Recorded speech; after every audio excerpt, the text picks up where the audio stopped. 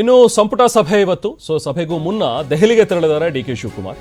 ಇವತ್ತು ಒಂದು ಮಹತ್ವದ ಸಂಪುಟ ಸಭೆ, ಯಾಕಂದ್ರೆ ಹಲವಾರು ವಿಚಾರಗಳಿವೆ. ಅದರಲ್ಲಿ ಪ್ರಮುಖವಾಗಿರುವಂಥದ್ದು ಈ ಹನಿ ಟ್ರಾಪ್ನ ವಿಚಾರ.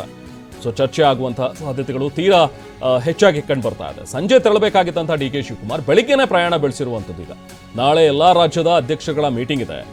ಹಾಗಾಗಿ ಅವರು ಹೋಗಿದ್ದಾರೆ ಅನ್ನುವಂಥದ್ದನ್ನ ಹೇಳ್ತಾ ಇದ್ದಾರೆ. ಬಟ್ ಸಂಜೆ ಹೋಗಬೇಕಾಗಿದ್ದಂಥವ್ರು ಇವತ್ತು ಬೆಳಿಗ್ಗೆನೇ ಯಾಕೆ ಪ್ರಯಾಣ ಬೆಳೆಸಿದ್ರು ಅನ್ನುವಂಥದ್ದು ಕೂಡ ಕ್ವಶನ್ ಮಾರ್ಕ್. ಯಾಕಂದ್ರೆ ಇವತ್ತು ಮಹತ್ವದ ಸಂಪುಟ ಸಭೆ ಇದೆ.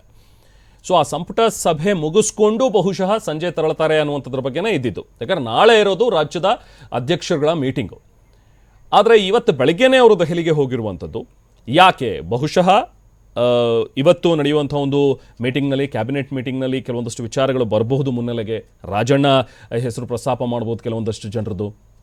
ಈ ಹನಿ ಟ್ರ್ಯಾಪ್ ಹೇಗೆ ನಡೀತಾ ಇದೆ ಅಥವಾ ಯಾರಿದ್ದಾರೆ ಇದರ ಹಿಂದೆ ಅನ್ನುವಂಥದ್ದನ್ನು ಕೂಡ ಬಹಿರಂಗವಾಗಿ ಹೇಳೋ ಸಾಧ್ಯತೆಗಳಿವೆ. ಅದೆಲ್ಲ ಇರುವಾಗ ಡಿ ಕೆ ಶಿವಕುಮಾರ್ ಒಬ್ಬ ಉಪಮುಖ್ಯಮಂತ್ರಿಯಾಗಿ ಅಥವಾ ಪಕ್ಷದ ಅಧ್ಯಕ್ಷರಾಗಿದ್ದುಕೊಂಡು ಕ್ಯಾಬಿನೆಟ್ ಮೀಟಿಂಗ್ನಲ್ಲಿ ಯಾಕೆ ಅವರು ಇಲ್ಲ, ಇವತ್ತು ಬೆಳಿಗ್ಗೆನೇ ಯಾಕೆ ಅವರು ದೆಹಲಿಗೆ ಪ್ರಯಾಣ ಬೆಳೆಸಿದ್ರು ಅನ್ನುವಂಥದ್ದು ಪ್ರಶ್ನೆ ಕಾಡ್ತಾ ಇದೆ.